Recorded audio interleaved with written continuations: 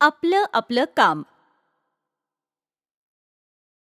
गिट्टू पोपट, गिन्नी कोंबडी आणि चूचू उंदीर हे तिघे मित्र होते. ते तिघेही एकाच घरात राहत होते. पोपट जंगलातून फळं आणायचा आणि नदीवरून पाणी देखील.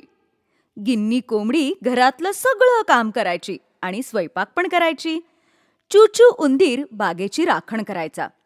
तिघेही जण खूप मेहनतीनं आपलं काम करायचे आणि अगदी प्रेमाने राहायचे. जवळच्याच एका झाडावर एक काळू कावळा राहत होता. त्याला कोणीच मित्र नव्हता.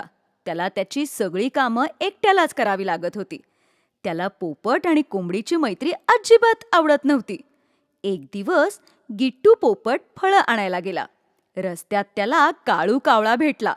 तो म्हणाला, गिट्टू पोपटा, तू तर खूप साधा आहेस. कोंबडी आणि उंदीर तर दिवसभर घरातच असतात, काहीच काम करत नाहीत. तुझ्याकडून नोकरासारखं काम करून घेतात. मला तर खूप वाईट वाटतं. बिचारा गिट्टू. असं म्हणून तो काळू कावळा उडून गेला. मग पोपटाने विचार केला, कदाचित हा बरोबरच म्हणतोय. मी काय एकटाच काम करू? मी काय नोकर आहे का? असा विचार करून गिट्टू घरी आला. तो गिन्नीला म्हणाला, मी काही काम करणार नाही. मी काय तुमचा नोकर आहे का? तू तर आरामात घरी बसलेली असतेस आणि माझ्याकडून सगळं काम करून घेतेस. मग गिन्नी त्याला म्हणाली, अच्छा, तू असा विचार करतोस? मग उद्यापासून तू घरातलं काम कर, मी पाणी घेऊन येईन. दुसऱ्या दिवशी गिन्नी पाणी आणायला गेली. चूचू बागेतून भाजी आणायला गेला आणि गिट्टू स्वयंपाक करत होता. त्याला स्वयंपाक तर करायला येतच नव्हता. त्यामुळे त्याच्या हाताला भाजलं आणि भांड्यातलं अन्नही करपलं. तो रडू लागला. गिन्नी आणि चूचू घरी आले. त्यांनी पाहिलं की स्वयंपाक तर अजून झालाच नाही आणि गिट्टू रडतोय. गिट्टू म्हणाला, मी स्वयंपाक नाही करू शकत. हे बघ, माझ्या हाताला पण भाजलंय.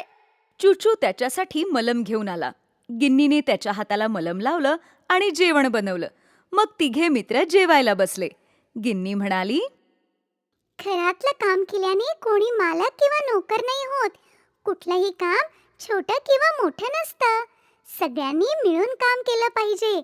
जे काम तुम्हाला चांगलं जमतं तेच काम तुम्ही करायला हवंय. दुसऱ्या दिवसापासून तिघेही आपापलं काम पुन्हा करू लागले आणि पुन्हा प्रेमाने राहू लागले.